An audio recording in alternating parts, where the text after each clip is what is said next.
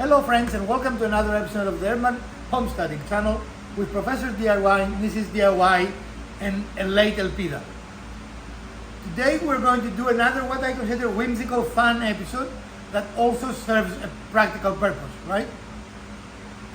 We are going to buy three 4S4 boards, which means that they're finished in all sides, right? You don't need to sand them any further. I mean, you can sand areas you cut if they have a little fuzzies, but you don't need to do anything. And we're going to show you, as always, every step of the way, and we're going to tell you tips and tricks. So with the magic of editing, we're going to show you our final product, and here it is. And with the three boards we bought, plus a little bit of scrap wood, we're able to complete this project. So stick around. This is going to be a fun episode, and you are still my favorite viewer. So we start by cutting a 30-degree angle in one of the edges, trying to avoid using a lot of wood. Just put it right on the corner, right? Yep. And the next step is we're going to put another piece, and we're going to have to visualize how tall we want it. So let us do that. Okay. So we put our saw right at 30 degrees. And this is the angle that we want to use for all of our pieces for the ends so that they'll match up. Obviously, 3/30 equals 90 degrees, which is what we need for the triangle piece. So we have our mark here. And again, that's an approximation, right? So it is not critical that you're exactly on your mark or anything. And I'm using the table for two reasons. First, I have it. And secondly, we don't want to change the angle on the saw, Right. because we want it to be consistent throughout of all our cuts. Right. So we're going to cut it for length first, and then we're going to cut the angle. And we need power on the power saw. Power always helps in these situations. I know, so the cord. So Yeah, well, there it is. if it is not plugged in, it doesn't work. Yeah, that doesn't help.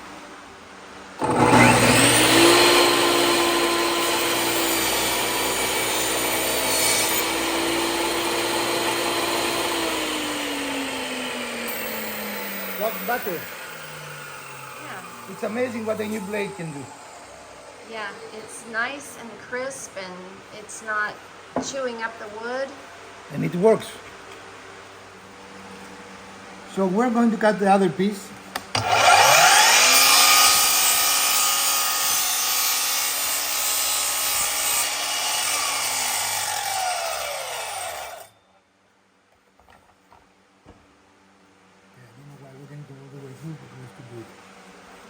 It went all the way through on the other side. So. Yeah, hold it still. We have a little gap there. Okay. Yeah, that's another way to do it, right?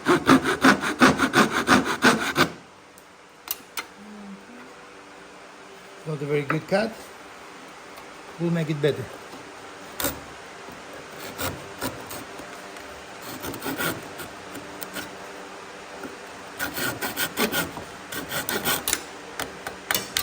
All right. Okay. Excellent.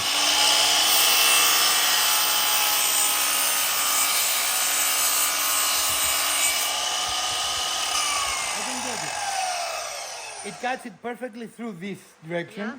but not the other direction. That doesn't make any sense, does it? I don't know. All right. That's a mystery. And of course, as always, we're taking amazing dimensions here, right? Yeah. So what we're going to do now, we are going to make an angle on this piece and bring it here and see exactly where we need to cut it. Right. Does it make sense? Yep. So our angle has to go this way. Right.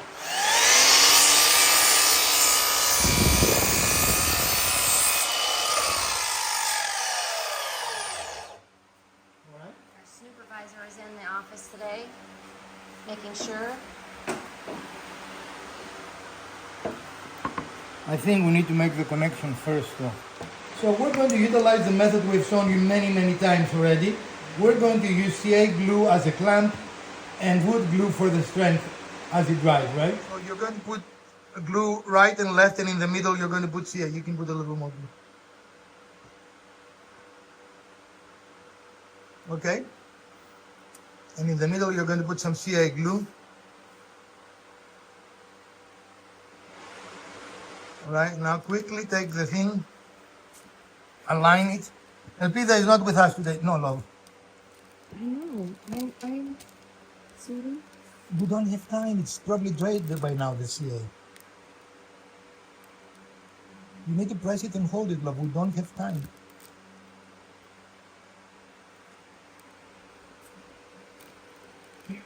And we need to keep it for 30 seconds or so.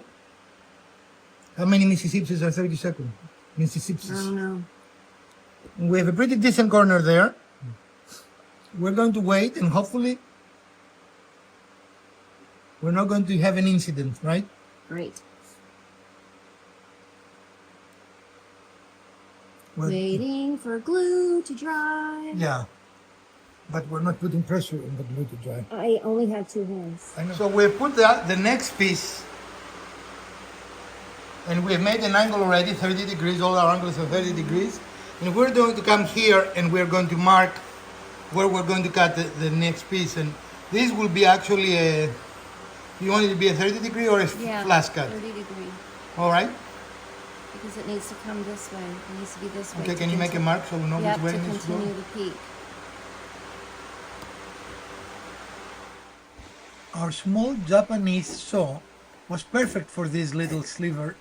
I'm not really sure why on one side the saw will cut clear through the wood, but on the other side it will leave a little bit of a sliver. But this little saw did a great job cutting it almost perfectly flush, and with a little bit of sanding it was really perfect. We didn't have any problems. So sometimes a hand tool is necessary. I have a couple of those small Japanese saws and a couple of large Japanese saws, and probably I reach out for them more often than I want to admit. We do not have a third person here today to help us record, so we're going to tell you what we do, but both of us have to be doing it, so we won't be able to record it. We're going to align the top like this to create a nice peak, right? Mm-hmm. And the bottom like this. But because we need to align them at the same time, it will be almost impossible for us to do that and record. So we're going to do it and show you the end product. So, Yes. so we're going to put the glue on this piece Right. and on the bottom of this piece. Correct. There and there. And that's what makes it hard, right? Because once we Yes. attach it on one side, we cannot move it from the other. Right. Excellent. This was a little difficult with just 2 of us. But as you can see, we have our first mountain, right? Mountain Uno. Mountain peak. So we're going to make the rest of them the same way, and we're going to show you how to continue the assembly. So we cut another piece. The angles need to point towards each other, so short to short, long to long. And it is not the same dimension with our first one, because we want variety, right? Yep. So now we're going to mark again. We're sorry we're not showing you clearer, but we don't have a camera person with us. So we're going to mark the other side of this, and we're going to show you that aspect.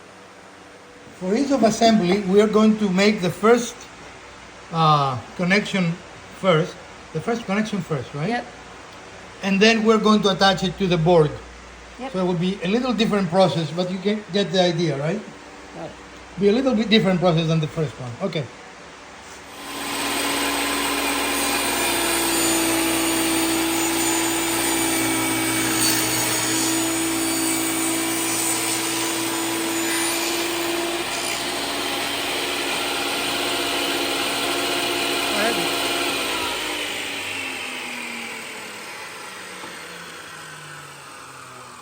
And we ran out of wood. And we don't feel like going back to Lowe's, right? Right. So we're going to try and adapt what we have to our project. And this is what we have. So like always, we do not like to measure.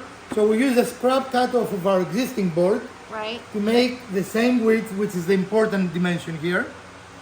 These are not the same height, but that's all right. Thickness. Height, thickness. We're gonna fix that. Well, not necessarily. I don't want to. It takes too much effort to take this little thickness off, and no one will notice. We'll figure it out. All right.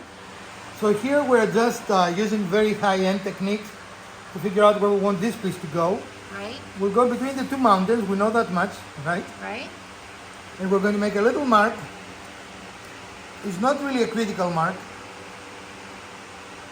but we're going to make it anyway, right? Right. Excellent. To utilize all the wood we have, we're going to half the last piece we have, and we already have set ourselves to do that, right? And then we'll make our last mountain.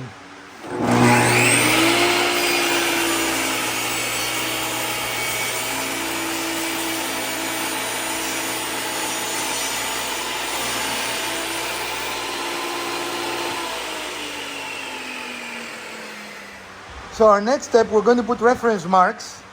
So when we're gluing this piece in place, we have a rough idea of where we want it.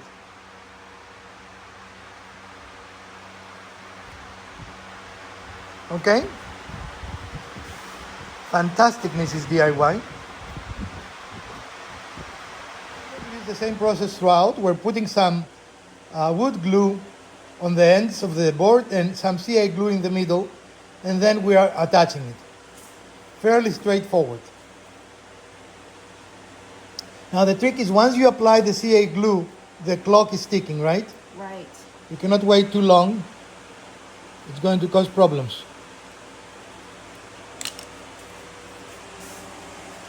And again, generally try to find your lines if you can. Do not worry about wood glue smears. Wood glue cleans very easily and sands perfectly out of your piece. Again, we're using a very fancy weight to keep ourselves in place, and we're getting ready for our last mountain.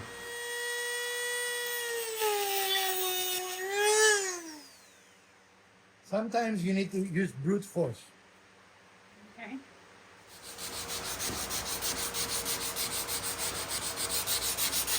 And of course it wouldn't be our channel without some copious sanding. Mrs. DIY loves her sanding. And we forgot to tell you, Elpida is here. Say hi, Elpida. That's where our hands were the whole morning. Right. Right there attached to her where she was. You needed extra hands? Oh yes, For definitely. this, yes, most definitely. This is definitely a two-person build without recording. Oh, yeah.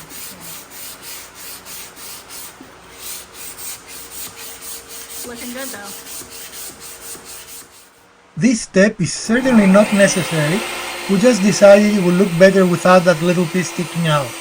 A larger piece will probably make it look much better, but in any case, we decided to go ahead and perform this sketchy cut in order to make it look a little better to us. Yes, me.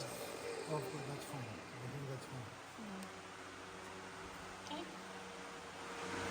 So the reason we did this is because this was not long enough to be useful. If it was longer, actually it could be a good idea. Okay. But that you could put books or something bigger there, right? But because of its size, we just decided to. Yeah. Okay. And so you set it to the same angle, the 30 degrees, and Yeah. then we lined it up as well as we could with that blade. It's a really clean cut, though, with the nice new blade. Yeah.